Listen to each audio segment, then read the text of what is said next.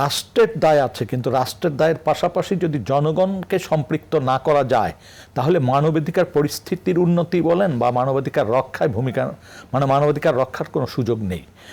আমাদের দেশের বিগত দিনগুলি যদি আমরা খেয়াল করি বা পৃথিবীর বিভিন্ন ইতিহাসের দিকে খেয়াল করি তাহলে দেখব যে রাষ্ট্রই হচ্ছে মানবাধিকার হন্তক, রাষ্ট্রই হচ্ছে মানবাধিকারকে ধ্বংস করার হাতিয়ার হয়ে দাঁড়ায়।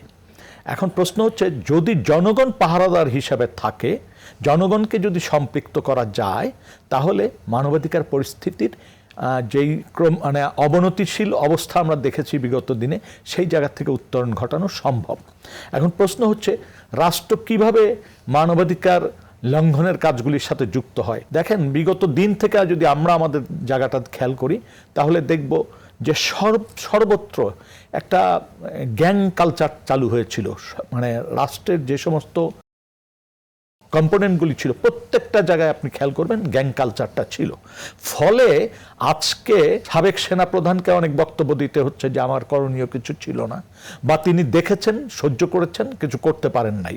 আমরা কাজ করতে যেয়ে দেখেছি যে অনেক পুলিশ কর্মকর্তা, র্যাবের কর্মকর্তাই একই সুরে কথা বলতে চাচ্ছেন। তার মানে একটা গ্রুপ তৈরি হয়েছিল রাষ্ট্রের বিভিন্ন কম্পোনেন্টের ভিতর, যারা পুরা রাষ্ট্রকে কুরে কুরে ধ্বংস করেছে। এবং সেই জায়গাটি ধ্বংস করতে পেরেছে একটি মাত্র কারণে। দেখেন, সেটা হচ্ছে বাংলাদেশের গণতান্ত্রিক যে শক্তির একটা ঐক্যবদ্ধ প্রচেষ্টা ছিল। আপনি যদি গত 15-16 বছর খেয়াল করেন, চেষ্টা কিন্তু বাংলাদেশের রাজনৈতিক দলগুলো করেছে। সেখানে কিছু কিছু ক্ষেত্রে তাদের দুর্বলতা ছিল এবং নিষ্ঠুরভাবে তাদের উদ্যোগকে দমন করা হয়েছে। এবং এই দমন করতে যে গ্যাং কালচারটা চালু হয়েছে, পুলিশের ভিতর বলেন, র্যাবের ভিতর বলেন, সেনাবাহিনীর ভিতর বলেন, সেনাবাহিনী মানে সেনা গোয়েন্দাদের ভিতর বলেন, এই গ্যাং কালচারটা চালু হয়েছিল। ফলে আপনি দেখেন, এখন তো সবেমাত্র একজন সেনাপ্রধান বক্তব্য দিচ্ছেন, আরও যদি আসে দেখা যাবে যে আরও অনেক বিস্তৃতভাবে এই বিষয়গুলি সামনে চলে আসবে।